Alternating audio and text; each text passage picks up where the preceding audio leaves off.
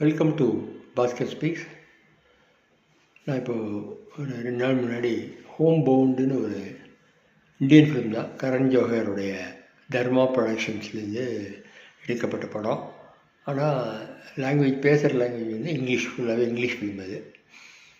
அது ஹிந்தி, நம்ம நாட்டில் சூழலில் தான் எடுக்கப்பட்ட படம். அது வந்து இன்டர்நேஷ்னல் கேன்ஸ் ஃபெஸ்டிவலெல்லாம் திரையிடப்பட்டு சர்வதேசத்தில் ஒரு பெரிய அப்ரிசியேஷன்லாம் வாங்கி கடைசியில் செப்டம்பர் 2025 தான் நம்ம தியேட்டர்ஸ்லாம் ரிலீஸ் ஆகிருக்கு. நான் இதை வந்து நெட்ஃப்ளிக்ஸில் பார்த்தேன். ஏன்னா அது வந்து எதாச்சும் ஒரு டெக்கான் கிரானிக்கல் நினைக்கிறேன், அந்த பேப்பரில் வந்து சம்மந்தமாக இதை பற்றியே ஒரு ரிவ்யூ மாதிரி வந்தது. அது இந்த படத்தை கம்பேர் பண்ணி இந்தியன் பீப்புள் எப்படி இருக்காங்கங்கிற மாதிரியான ஒரு ஆர்டிக்கிள் ஒருத்தர் எழுதியிருந்தார். சரி, இந்த படத்தை பார்ப்போன்னு தேடினேன், நெட்ஃப்ளிக்ஸில் கிடச்சிது. அந்த படத்தை பார்த்தேன். ரொம்ப அருமையான படம். ஆஸ்கருக்கு கூட என்ட்ரி ஆகிருக்குன்னு கேள்விப்பட்டேன். என்னென்னா, 2 நண்பர்கள் வந்து ரொம்ப அடித்தட்டு மக்கள்னு வச்சுக்கோங்களேன், புவர் ஃபேமிலிஸ் 2 பேருமே. ஒருத்தர் வந்து முஸ்லீம், இன்னொருத்தர் வந்து தலித்து. அதில் ஒரு பையன் 22 வயசு, இன்னொருத்தருக்கு 24 வயசு. 2 பேரும் நல்ல ஃப்ரெண்ட்ஸ், சைல்ட்ஹுட் ஃப்ரெண்ட்ஸு. உத்தரப்பிரதேசில் பஸ்திங்கிற இதுலேருந்து அந்த ஏரியாவிலேருந்து வந்தவங்க. அவங்க அந்த கிராமத்தை சுற்றி தான் அந்த கதை. அவங்க வந்து 2 பேரும் போலீஸ் ஆயிடுவோம் எப்படியாச்சும் அப்படின்னு சொல்லி அவங்களுக்கு அந்த கனவில் இருப்பாங்க. 2 பேரும் இன்டர்வியூ போவாங்க. இன்டர்வியூவில் எல்லாம் டெஸ்ட் எழுதுவாங்க. ஒரு 6 மாதம் கழிச்சு தான் ரிசல்ட் வரும். அதில் அந்த சந்தன் குமாருங்கிறவன் அந்த பையன் பாஸ் பண்ணுவான். ஷோயப்ங்கிற அந்த பையன் பாஸ் ஆக மாட்டான். இவனுக்கு இதெல்லாம் ஃபிசிக்கல் டெஸ்ட்லாம் எடுத்துருவாங்க. ஆனால் ஆர்டர் வந்து அதில் வந்து ஒரு மாதம் இவ்வளோ சம்பளம்லாம் சொல்லி எல்லாம் அனுப்பிச்சிடுவாங்க. ஆர்டரை எதிர்பார்த்துட்டு இருக்கும்போது வராது. அதுக்கப்புறம் போய் பார்க்கும்போது எனக்கு வந்து நான் 6 மாதம் ஆகும், ஸ்டாப் பண்ண சொல்லியிருக்காங்க அப்படின்னு சொல்லி அங்கேருந்து ஒரு மெசேஜ் சொல்லுவாங்க. சரின்னு வீட்டுக்கு வந்து, சரி 6 மாதம் சும்மா இருக்கக்கூடாது, அப்புறம் கிராமத்தில் எப்படி அப்பா அம்மாவை காப்பாற்றணும் அப்படிங்கிறதுனால நான் வந்து வெளியில் போயிடுவான். போயிட்டு பொழப்பை தேடி குஜராத்தில் எங்கேயோ ஒரு இண்டஸ்ட்ரியில், இந்த மேனுஃபேக்சரிங் இண்டஸ்ட்ரியில் எங்கேயோ போய் கூலி வேலை மாதிரி பார்ப்பான், ஒரு கான்ட்ராக்ட் லேபரில். இந்த பையன், இன்னொரு பையன் வந்து ஃபெயில் ஆகிட்டான் இல்லையா, ஷோயபு.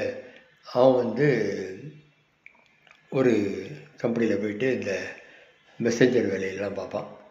அந்த இதில் ஒருத்தன் வந்து இவன் மேலே கொஞ்சம் அக்கறை சொல்லி ஒருத்தர் இன்ட்ரடியூஸ் பண்ணி அவன் சேல்ஸ்மேனாக ஆகி நல்லா வருவான். அவன் நல்லா வரும்போது அந்த இன்சிடெண்ட்லாம் நீங்கள் பார்த்தா தான் அவங்களுக்கு இப்போ இந்தியா பாகிஸ்தான் மேட்ச்சில் அவனையும் கூப்பிடுவாங்க. அந்த உட்காந்து எல்லோரும் பார்ப்பாங்க, எல்லோரும் அந்த ஆஃபீஸில்.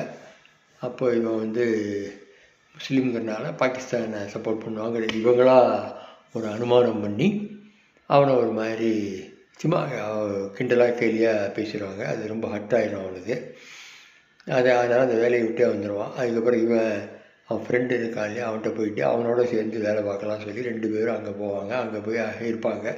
அந்த ஒரு சூழ்நிலையில் நீங்கள் பார்த்தத படத்தை பார்க்கணும். எப்படிப்பட்ட சூழ்நிலையில் அவங்க உட்காந்துட்டு வீட்டுக்கு மாதம் அனுப்பிச்சிட்ருப்பாங்க பணத்தை. இதுதான் இப்போது ஒரு செட்டிங் இது. அதுக்கப்புறம் திடீர்னு கொரோனா வந்துடும். கொரோனா வந்தோன்னா அந்த என்டையர் இது வந்து லாக்டவுன் ஆகிடும் இல்லையா. லாக்டவுன் ஆனோன்னா கம்ப்ளீட்டாக ஃபேக்ட்ரிஸ் எல்லாம் க்ளோஸ் ஆகி டோட்டல் ஷடவுன் ஆகிடும். நீங்கள் ராத்திரி 12 மணிலேருந்தே எங்களுக்கு ஷடவுன் பண்ண சொல்லிட்டாங்கன்னு சொல்லி ஃபேக்ட்ரி மேனேஜர் வந்து சொல்லி வேலையை விட்டு போக சொல்லுவாங்க. வேலை தேடி பார்ப்பாங்க. எல்லா இண்டஸ்ட்ரியும் க்ளோஸ்டு, ஷாப்ஸ் பார்க்கணும், எல்லாமே க்ளோஸ்டு. அதனால் அந்த இடத்த விட்டு கிளம்பி ஆகணும். இதில் தான் கொரோனாவில் மைக்ரெண்ட்ஸ் நம்ம பார்க்குறோம். எத்தனை பேர் சாரையாக ட்ரெயினும் கிடைக்காம, எந்த வெஹிக்கிளும் கிடைக்காம ஊருக்கு போனாங்க. நம்ம தமிழ்நாட்டிலேருந்தே பீகாருக்கு போனவங்க, ஒரிசாவுக்கு போனவங்க, உத்தரப்பிரதேசுக்கு போனவங்கலாம் உண்டு. அதே மாதிரி அங்கேருந்து வெவ்வேறு ஊர்களுக்கு போனவங்க உண்டு. இந்த 2 பையங்களும் சேர்ந்து அவங்க சொந்த ஊருக்கு வந்துடலாம் சொல்லி கிட்டத்தட்ட 300 கிலோமீட்டர் நடக்கணும். அவங்க எல்லோரும் ட்ரை பண்ணி பார்ப்பாங்க, ட்ரெயின் எல்லாம் ஒன்றும் நடக்காது. அப்புறமா நடுவில் வரும்போது ஒரு ட்ரக் கிடைக்கும். அந்த ட்ரக்கில் ஏறி 2 பேரும் இப்படியோ வருவாங்க. ஒரு கொஞ்சம் பக்கத்தில் வரும்போது டார்ஜிலிங் அந்த வில்லேஜ், ஆமாம் பஸ்தி அந்த ஊரில் அதேமாதிரி ஒரு 50-60 கிலோமீட்டருக்குள்ளே வந்ததுக்கப்புறம், முன்னாடி வந்ததுக்கப்புறம் அவனை அந்த சந்தன்குமாருக்கு கடுமையான ஃபீவர் ஆகிடும். அவன் வந்து எல்லோரும் வந்து கொரோனா சொல்லி அவனை இறக்கி விட்ருவாங்க 2 பேரையும். இறக்கி விட்டதுக்கப்புறம் அப்படியே நடந்து வருவாங்க 2 பேரும்.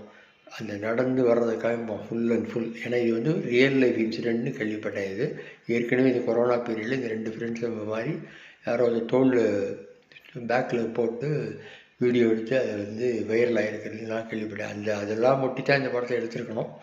இவங்க 2 பேரும் வருவாங்க. அவனால் நடக்கக்கூட முடியாது சந்தன்குமாருக்கு. அவனை அப்படி இப்படி தண்ணி கொடுத்துக்கிட்டு எல்லாம் பண்ணுவாங்க. ஒரு இடத்துல போய் நிற்பாங்க, ஒரு கிராமத்தில் தண்ணி கேட்பான். அவனுக்காக தண்ணி கூட கொடுக்க மாட்டாங்க. ஒரு லேடி வந்து தண்ணியை மட்டும் கொடுத்துட்டு போயிடுவாங்க.